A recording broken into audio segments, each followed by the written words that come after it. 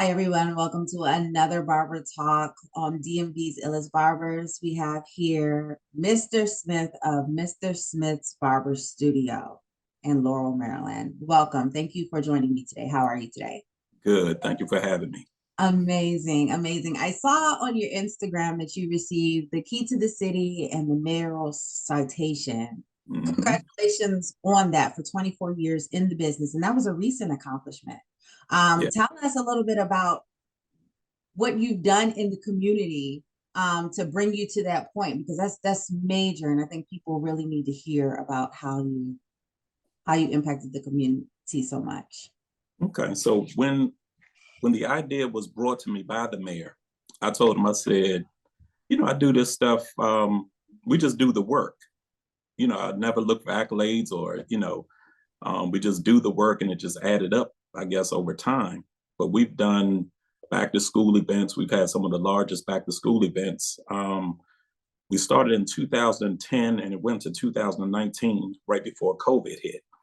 But for that 10-year period, we partnered with WKYS, the radio station, Laurel Shopping Center, and myself. The three of us partnered to really create something special, giving back to the kids, giving them free haircuts, backpacks, school supplies, things of that nature. And like I said, that was one of the biggest events in the community. The way the radio station really put that out there, people really from different parts of the area, the DMV, really knew about that. Knew about those events. Turned out well. Absolutely. Well, congratulations on that again. And so then we're going to segue. How did you get into barbering? How did that begin for you? Okay, so keep in mind now, I've been in the business for 34 years. The owner of Mr. Smith's Barber Studio for 24 years. So there's a lot to unpack here, but I'm gonna give you the short version. Okay. Um, when I graduated high school, it was my full intent to pursue college. After a brief enrollment in college, I realized it wasn't quite for me, and I wanted to pursue, my entrepreneurial venture, if you will. So I knew I wanted to be in business for myself. I just didn't know what avenue. Okay, but I always had an artistic eye. I was good at organizing. My organizational skills were good. Seeing how things should flow. I always had those traits in me. So it kind of just evolved into the barbering field. Barbering at that time, we're talking about 89, wasn't considered, one of the most popular professions to get into. Now it's popping now. Everybody wants to be a barber now. But back then, it was just considered, oh, he's cutting hair. Okay, it was just like, people cut hair on the side or just for some extra money on the side. So I went to my parents. I told them, I'm going to drop out of school. And they said, okay, well, what is the game plan? So I knew I had to come prepared. So I said I was going to go to barber school and cut hair. And I could see the look of concern on their face. It was like, whoa, okay. So I told them it would be from the aspect of trying to open up a business. Back then, the model was opening up a shop with staff working with you. See, the model now that's taken off is suites. So it wasn't as easy back then. The basic model was open up a shop with a staff working with you. Okay, so it was a little bit more difficult. So once I told them that, and they knew that I was fully committed to it, they endorsed it. Okay, so I entered into barber school in 1989.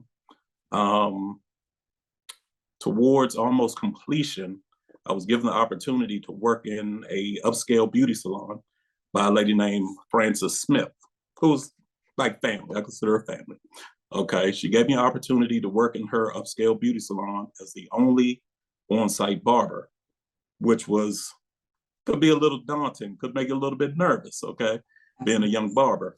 But what it did was it forced me to focus on the details. It forced me to focus on customer service, relating to clientele. I also got a chance to observe up close and personal how she ran her shop, which was very valuable as a young barber. But it was a lot of pressure being a young barber because the only on-site barber. If you mess up, it might be a problem. So it forced me to really hone in on details, customer service, and things of that nature. After that, when I came out to Laurel in 1990, that's when my career really took off. I came to a shop called Don's Barbershop in 1990, which was then the only African-American shop in Laurel. So that was historic in itself.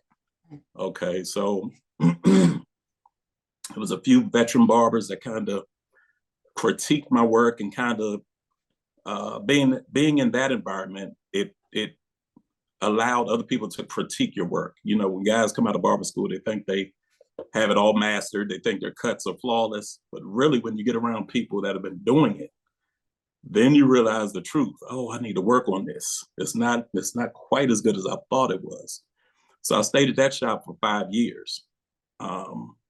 That experience was great because it humbled you in a sense. I was around other guys who were, fairly young. We were all in our early 20s, very competitive.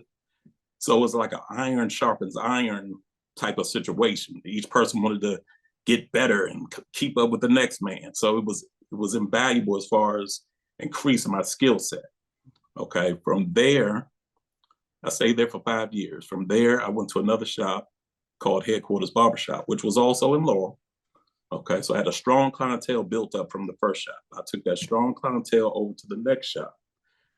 But at Headquarters, it was more of a managerial situation. I was brought in there to be more like a manager of the shop. So it gave me some training, some valuable training on how to relate to people, how to relate to the barbers, how to almost envision myself in that role of ownership. So those 3 components really put me in a position. When I finally opened my shop in 2000, I was totally prepared. So that brings you to 2000 when I opened up Mr. Smith's Barber Studio. So we could take it from there. Awesome. And so tell everyone, are you still in Laurel? Tell everyone where they can find you, not only in your physical location, but on social media if they wanted to get in contact with you. Okay, we're at 386 Montrose Avenue in Laurel, Maryland. It's called Laurel Shopping Center. That's what we've been for 24 years. On Instagram, I'm known as MSBS Cuts Official. In the shop, I'm known as Mr. Smith, or in the business sense, I'm known as Howard L. Smith Jr. So it's many hats that I wear, known by many names. Absolutely. And the MSBS Cuts is with the Z, and we will put the links to your Instagram in the video description below. That's really interesting that you say that when you started out, it was a shop. I remember as a young girl, when I did go get my hair done, my mother would take me to a hair salon where the styles were all there. Now, if I wanted to go, you're absolutely correct. I would be in a suite more than likely. I'm at like hair cuttery or something. So that has obviously changed. What would you recommend to a young barber or stylist, but particularly barber since we're here, once they graduate from the Barber Academy and now they're looking to go? Would you recommend that they straight away get a suite, or would you recommend that they actually go into a salon? That's a great question. And there are 2 different avenues that barbers take. They either go to barber school the traditional way, or now what has become very popular is the apprenticeship process, where you can work in a shop, actually obtain the hours. You still have to, I think it's 2,200 hours that they have to obtain in the shop. Now, they still have to do the book work in the apprenticeship process. So you still have to go through the same process, but it gives them hands-on training as they're getting the hours. Okay, so we have barber school, we have apprenticeship training. Anybody that's first getting into the field, I would not suggest going into a suite. Okay, like I said, it's an invaluable experience that you get from observing other colleagues, especially other colleagues who are on different levels. Okay, because when you get out of barber school, everybody thinks that their cuts are flawless. Everybody. They come out of school and they think, I'm the star. I'm going to take the world by storm. Then they get around other barbers who can really cut. And it's like, whoa, it's eye-opening. It's eye-opening. But if you're in a positive environment, because all shops are not created equal. If you're in a positive environment where the barbers are willing to help you, they want to see you do well, they want to see you improve, because we're all on the same team type of thing. If you're in a good situation where it's positive atmosphere, where everybody wants to see the next man win, that is going to be invaluable as far as your skill set getting better. And not just cutting wise, but observing, okay, this guy is into social media. He's setting up lighting kits. He's doing some different things I haven't seen. So if you go straight to a suite, you're not getting any of that. You're just going in there with your own mindset, like thinking that you got it all together. But if you're around other professionals that really have it going on, you'll see, oh, it's a lot to learn here. So I would suggest going into a good shop where guys are willing to help you, where it's more of a positive situation, not a lot of nonsense going on, but a positive situation. I would suggest going into a shop first. Build your clientele, build your brand up. And that makes sense because, you know, not only will they probably get to see what others are doing, but it's the connections. I'm sure throughout the shops that you've been at, some of those connections you even have to this day, and or probably Exactly. help you get to where you are. Exactly. So that's really good. And so what other things have you found changed in the industry since you started in 89 and here we are in 2024? So I can imagine, you know, the promotion's different. I know you touched on the social media aspect of it. I'm sure that there are other things that have changed in terms of the way that services are performed or services that are provided. So can you talk to us a little bit about what you've seen the industry go through over the 34 years that you've been? Well, let me just paint a picture for you. Back when I first started, okay, it was walk-ins only. There was no appointments at that time. That didn't really start to kick off of barbering until like 92. Now, beauticians had always done the appointment thing, and we kind of observed that back then, but we weren't doing it. Okay, so it was first come, first serve. There was no social media. There were no booking apps. You know, it was pretty much your work had to speak for itself. It was word of mouth or passing out cards. It was more methodical back then. So you really had to put the work in to build that clientele up. There was no YouTube tutorials. See, now you have YouTube tutorials where a young barber can actually improve his skill set much quicker by watching these videos and these tutorials and things of that nature. Didn't have any of that. Okay. The improvement of the clippers is another thing, the tools and clippers. Now we have cordless clippers that operate at the same power as something that has a cord to it. Back then, all we had was corded clippers. We had a few cordless clippers, but they didn't have the power. So the advancement of the clipper industry has been tremendous. Another thing we didn't have back in the day was barber battles. You see barber battles, trade shows geared towards barbers. Back then, we had two main trade shows. I believe that was Bronner Brothers, has always been around, and something called IBS New York. But it was like 80% geared towards stylists and cosmetology, like 20% barbering. You know, barbering was on the back end of it. So now I love how the industry, as far as barbers, has flipped it inside out. Now we have barber battles strictly geared to barbering, trade shows strictly geared to barbers. It wasn't like that back then. We had to kind of get in where we fit in, you know. Right. We have more female barbers in the game now. Back then, it was just a few female barbers, and they had to put up with so much trying to break into the industry. But now female barbers have kicked the door in. It's like, no, my skill set is just as nice as yours. You know what I'm saying? So it's good to see that the industry has evolved to include, you know, great female barbers and things of that nature. And like I said, the introduction of barber suites. Barber suites didn't exist back then. It was the old model. You got to a point where you got a shop to have staff under you, multiple chairs, things of that nature. Now with barber suites, it gives you another avenue to kind of expand the industry. What do you think is needed or what is missing in the barber industry that would help it move to the next level? If there's anything, there might not be anything.